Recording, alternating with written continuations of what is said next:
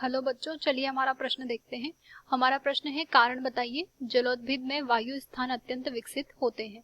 अगर हम यहाँ पर इस प्रश्न की बात करें तो सबसे पहले हम यहाँ पर देखते हैं इस प्रश्न की मुख्य अवधारणा को।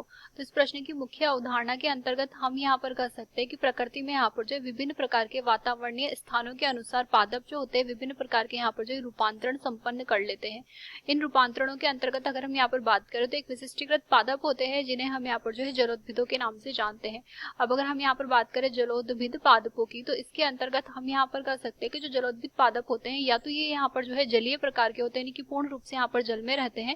इसके अतिरिक्त हम यहाँ पर कह सकते हैं कि कुछ पादप जो होते हैं वो जल के ऊपर यहाँ पर जो है तैरते भी रहते हैं। तो ये जलोद्भिद प्रकार के यहाँ पर पादप होते हैं। जलोद्भिद प्रकार के पादपों की हम यहाँ पर बात करें तो हम यहाँ पर कह सकते हैं कि इनके कुछ विशिष्ट प्रकार के लक्षण होते हैं, जैसे इनका जो आवरण होता है उसमें यहाँ पर जो है पतली क्यूटिकल पाई जाती है। तो यहाँ पर जो क्यूटिकल का आवरण होता है वो यहाँ पर जो है पतला प्रकार का यहाँ होता है।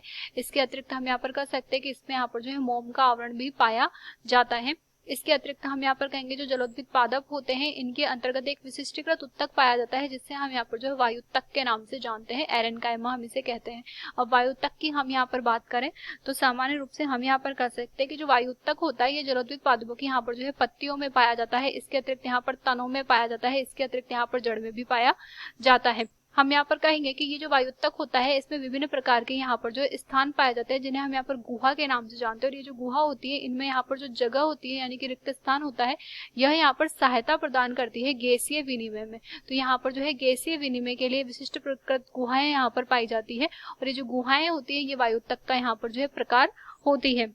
हम यहाँ पर कह सकते हैं कि ये जो होती है यहाँ पर सहायता प्रदान करती है गैसीय विनिमय में। अगर हम वायुत्तक की यहाँ पर बात करें तो हम यहाँ पर कह सकते हैं कि वायुत्तक यहाँ पर इसलिए भी पाया जाता है क्योंकि यहाँ पर जो जलोद्भिद पादप होते हैं इनके अंतर्गत यहाँ पर जो संवहन तंत्र होता है वो विकसित प्रकार का यहाँ पर नहीं होता है। तो गैसीय विनिमय जो होता है वो अच्छे प्रकार से यहाँ पर संपन्न नहीं हो पाता है। तो इस वजह से यहाँ पर जो है गैसीय विनिमय ये संपन्न करवाती है। तो आशा करते हैं आपको ये प्रश्न समझ आया होगा कि वायु स्थान अत्यंत विकसित क्यों होता है जलोद्भिद पादपों में, क्योंकि इनमें विशिष्टीकृत उत्तक पाया जाता है वायुत्तक। आशा करते हैं आपको ये प्रश्न समझ आया होगा। धन्यवाद।